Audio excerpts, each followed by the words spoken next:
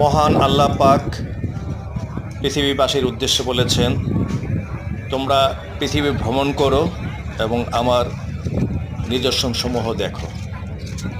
এর মাধ্যমেই ইঙ্গিত পাওয়া যায় যে আল্লাহ পাক আমাদেরকে ভ্রমণে উৎসাহিত করেছেন। এরা তিনজন গেছে। তো সেই সুবাদেই প্রতিটি মানুষের উচিত তার সাধ্যমতো পৃথিবীকে ঘুরে দেখা। ওই নাইট মুডে দেওয়া ছিল অন্ধকার হইয়া।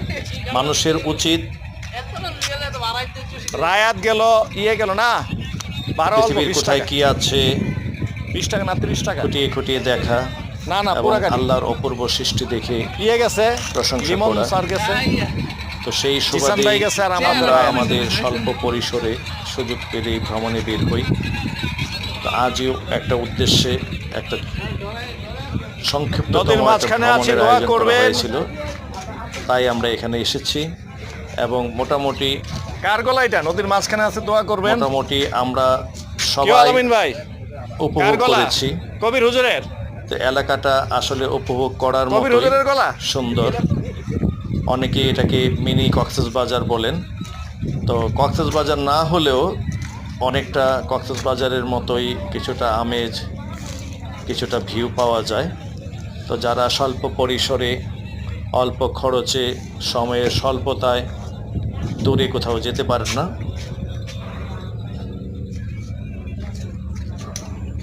এখানটায় আসতে পারেন, দেখতে পারেন, ঘুরতে পারেন এবং স্বল্প সময়ের মধ্যেও বেশ ভালো একটা অভিজ্ঞতা নিয়ে বাড়ি ফিরতে পারেন।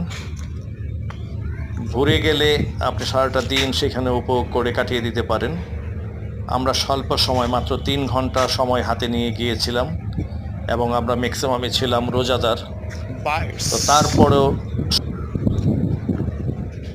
আমরা উপভোগ করেছি বলা যায়। আপনার প্রতি আহ্বান, আপনি আপনার এলাকাকে এক্সপ্লোর করুন, আপনি আপনার এলাকাকে ঘুরে ফিরে দেখুন। তারপর ধীরে সুস্থে সময় সুযোগ বুঝে দেশ দেখা হোক। দেশ দেখা হলে আপনি আপনার সাধ্যমতো দেশের বাইরেও পা বাড়াতে পারেন। মহান আল্লাহ পাক আমাদের সবাইকে সেই তৌফিক দান করুক। আমিন। ওমা তৌফিকু ইল্লা বিল্লাহ।